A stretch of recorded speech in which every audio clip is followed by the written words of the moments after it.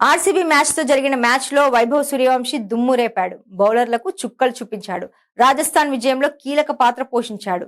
ఈ యువ ఆటగాడి విధ్వంసకర ఇన్నింగ్స్ కు అభిమానులు, మాజీ, తాజా ప్లేయర్స్ నుంచి భారీ ప్రశంసలు లభించాయి. ఇక ఈ మ్యాచ్ అనంతరం జరిగిన ఓ సంఘటనకు సంబంధించిన వీడియో ప్రస్తుతం సోషల్ మీడియాలో వైరల్ గా మారింది. ఈ వీడియోలో రాజస్థాన్ రాయల్స్ యువ సంచలనం Vaibhav Suryavanshi Royal Challengers Bengaluru captain Rajat Patidar తో సరదాగా కనిపించారు. వైభవ్ ఆర్సీబీ ఆటగాడు జితేష్ శర్మతో మాట్లాడుతుండగా పాటిదర్ అతని వద్దకు వచ్చి సరదాగా మెడపట్టుకుని వంపాడు. ఈ ఘటనతో ఇద్దరు క్రికెటర్లు నవ్వుకున్నారు. ఇక ఈ వీడియో వేగంగా వైరల్ అవుతోంది. అభిమానులు ఈ వీడియో కింద క్రేజీ కామెంట్లు చేస్తున్నారు. చూస్తుంటే వైభవ్ ను కొట్టేలా ఉన్నాడు అంటూ ఓ అభిమాని సరదాగా కామెంట్ చేశాడు.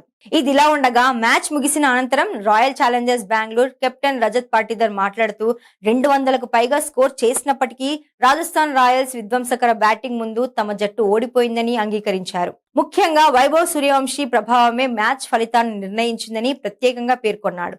ఇక రాజస్థాన్ రాయల్స్ చేజింగ్ ను వైభవ్ సూర్యవంశీ శక్తివంతమైన దాడితో ప్రారంభించాడు. రాయల్ ఛాలెంజర్స్ బెంగళూరు బౌలింగ్ ను తన ధైర్యమైన షాట్లతో సులభంగా చిన్న భిన్నం చేశాడు. చివరకు కృణాల్ పాండ్యా బౌలింగ్ లో అవుట్ అయ్యాడు. కానీ ఏం లాభం, అప్పటికే జరగాల్సిన నష్టం జరిగిపోయింది.